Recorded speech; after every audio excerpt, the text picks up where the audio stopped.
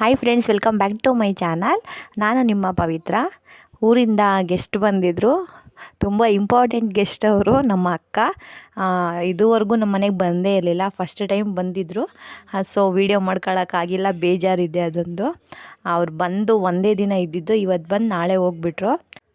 ನನ್ನ ಮಗ ಇದ್ದಾನಲ್ಲ, ಅವನಿಗೆ ಎಷ್ಟು ಕಷ್ಟ ಆಯಿತು ಅಂದರೆ, ಅವರು ಬಂದು ಹಿಂಗೆ ಬಂದು ಹಾಗೆ ಹೋಗ್ಬಿಟ್ರು. ಅವ್ನ ಕಷ್ಟ ಹೇಗಿತ್ತು ಗೊತ್ತಿಲ್ಲ, ಬ್ಯುಸಿ ಇರ್ಬೋದು, ಅದಕ್ಕೆ ಫೋನ್ ಎತ್ತುತ್ತಿಲ್ಲ. ಇರು ಕೇಳದ ಬರ್ತಾರ ಏನಂತ.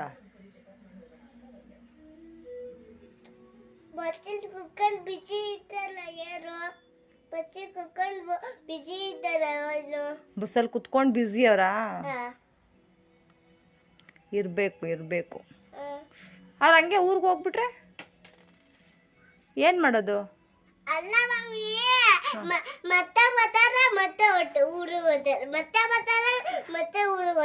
ನೀನು ಹೇಳ್ಬೇಕು. ಇರಿ ಒಂದು ನಿಮಿಷ, ಕಣ್ಣಲ್ಲಿ ಏನೈತೆ, ಹೋಗ್ಬೇಡಿ, ಇರು ಒಂದು ನಿಮಿಷ ಹೇಳ್ಬೇಕು ನೀನು. ಹೋಗ್ಬೇಡಿ, ಇಲ್ಲೇ ಇರಿ ಅಂತ ಹೇಳ್ಬೇಕು ನೀನು. ಈಗ ಬರ್ತಾರಲ್ಲ ಆಗ ಹೇಳು, ನೀವು ಎಲ್ಲೂ ಹೋಗ್ಬೇಡಿ, ಇಲ್ಲೇ ಇರಿ ಅಂತ. ಆಮೇಲೆ ಫೋನ್ ಮಾಡಿದಾಗ ಎತ್ತುತ್ತಾರಲ್ಲ ಆಗ ಹೇಳೋಣ ಬಿಡು. ನನ್ಗೇನು ಗೊತ್ತು, ಬಸ್ಸಲ್ಲಿ ಬರ್ತಾ ಇರ್ಬೇಕಿರು. ಬಸ್ಸಲ್ಲಿ ಬರ್ತಾ ಇರ್ಬೇಕು, ಬಸ್ಸಿಂದ ಆಟೋಯಿಂದ ಬರ್ಬೇಕಲ್ಲ ಅವರು.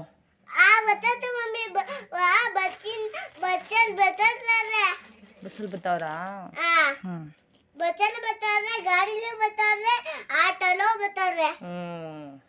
ಸರಿ, ನೀವು ಹೋಗಿ ಮಲ್ಕೋ. ಈಗ ನಿನ್ ಮಲ್ಕೊಂಡು ಎದ್ದೇಳ್ತೀಯಲ್ಲ ಅವಾಗ ಬರ್ತಾರೆ.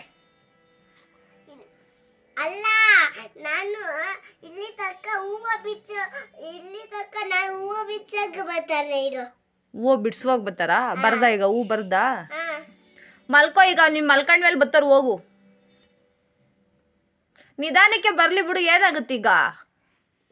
ನಿಧಾನಕ್ಕೆ ಬರ್ಲಿ ಅವರು.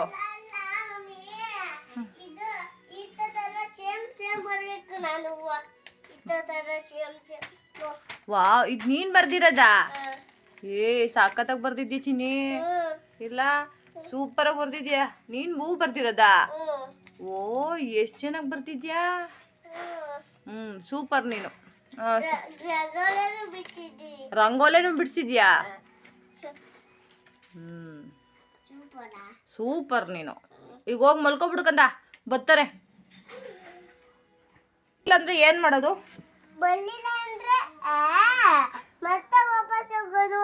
ಯಾರು? ಸೊಪ್ಪಮ್ಮ ಎಲ್ಲ ಊರ್ಗ್ ಹೋಯ್ತಾರಂತೆ, ಮನೆಗೆ ಬರಲ್ವಂತೆ. ಫೋನ್ ಮಾಡಿದ್ರು ಈಗ ತಾನೆ ಕೇಳಿಸ್ಕೊಂಡೆ ಈಗ ತಾನೆ.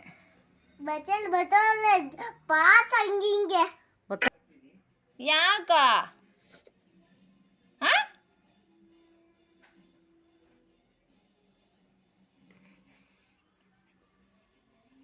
ಬರ್ತಾರಂತೆ ಬಿಡು, ಲೇಟ್ ಆಗುತ್ತಂತೆ ಚಿನಿ. ಬರ್ತಾರಂತೆ, ಸುಮ್ಮನಿರು. ಬಂದಿದ್ರಲ್ಲ ಈಗ, ಮತ್ತೆ ಇನ್ಯಾಕೆ ಕಳೋದು? ಯಾಕೆ ಬೇಕು ಅವರು ನಮಗೆ? ಯಾಕೆ ಬೇಕು ಹೇಳು? ಯಾಕೆ ಬೇಕು ನಮಗೆ? ಇನ್ನು ಕಾಣಿಸ್ತಾನೆ ಇಲ್ಲ. ಈಗ ಹೇಳು, ಬನ್ನಿ ಮನೆಗೆ. ಈಗ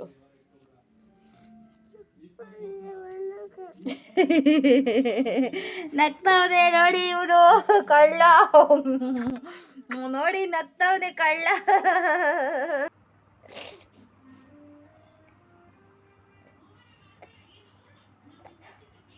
ಯಾಕೆ?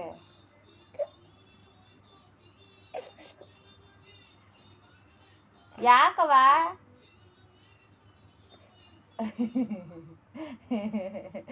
ಐಸ್ ಕ್ರೀಮ್ ತಗೊಡು ಅಂತ ಹೇಳಿದ್ದ ನಿಂಗೆ. ಐಸ್ ಕ್ರೀಮ್ ಬೇಡವಾ? ಈಗ ಹೇಳು, ಐಸ್ ಕ್ರೀಮ್ ಬೇಕಾ ಸೊಪ್ಪಮ್ಮ ಬೇಕಾ ಹೇಳು? ಐಸ್ ಕ್ರೀಮ್ ಬೇಕಾ ಸೊಪ್ಪಮ್ಮ ಬೇಕಾ? ಸೊಪ್ಪು ತಾತ ಬೇಕಾ ಐಸ್ ಕ್ರೀಮ್ ಬೇಕಾ? ಎಲ್ಲರೂ ಬೇಕಾ? ಅವಳು ಬೇಡ ನೋಡಲಿ.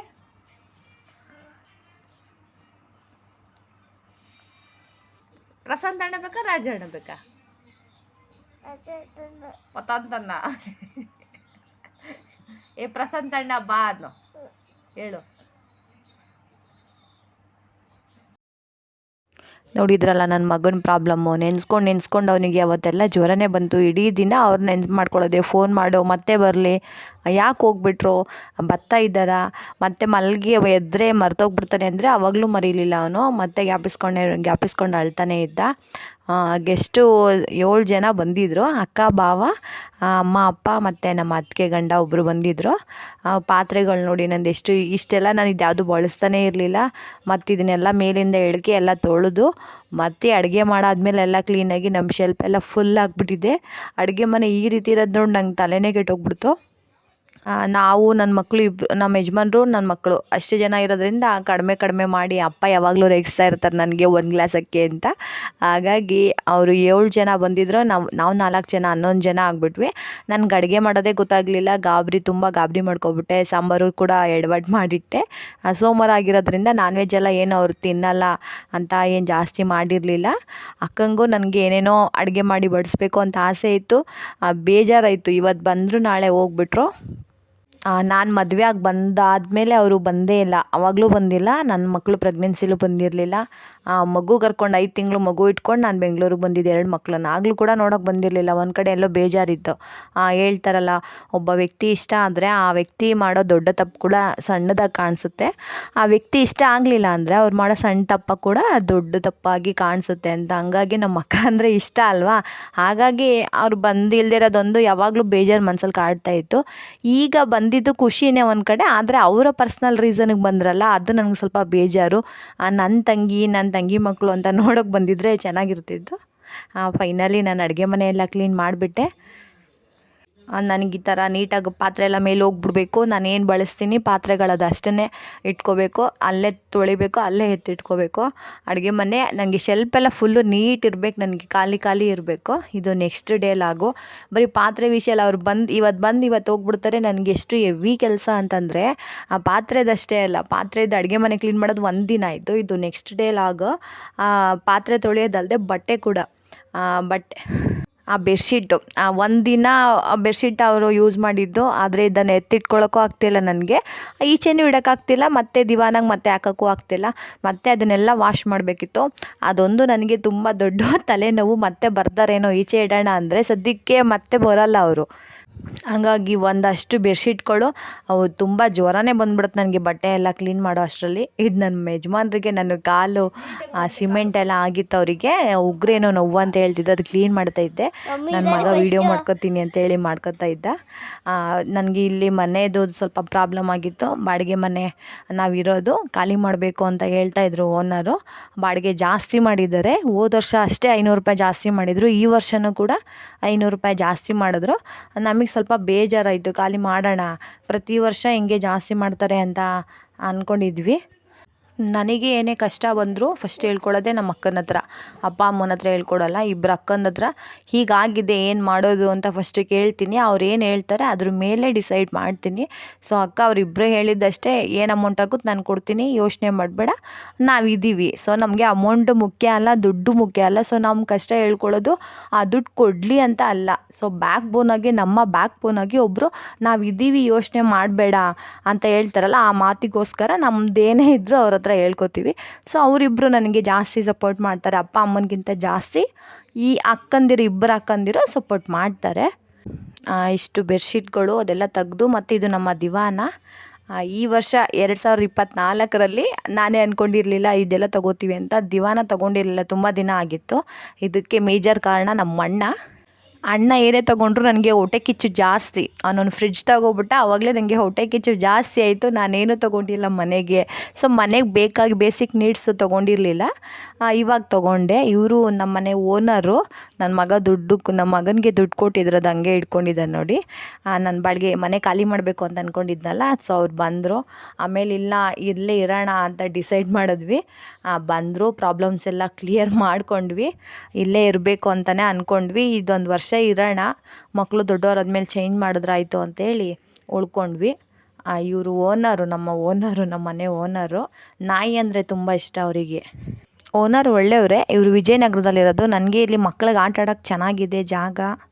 ಅಟ್ಯಾಕ್ ಮಾಡಿ ಓಡಿಸ್ತಾ ಇದ್ರೆ ನಾನು ಬರ್ತಾ ಇದ್ದೀನಿ, ನನ್ನೇ ಓಡಿಸ್ತಾವನೆ. ಈಗ ನನ್ನ ನಮ್ಮ ಬಾಡಿಗಾರ್ಡ್ ಅದು, ನಮ್ಮ ಬಾಡಿಗಾರ್ಡ್. ಕೇಳಿ ಥ್ಯಾಂಕ್ ಯು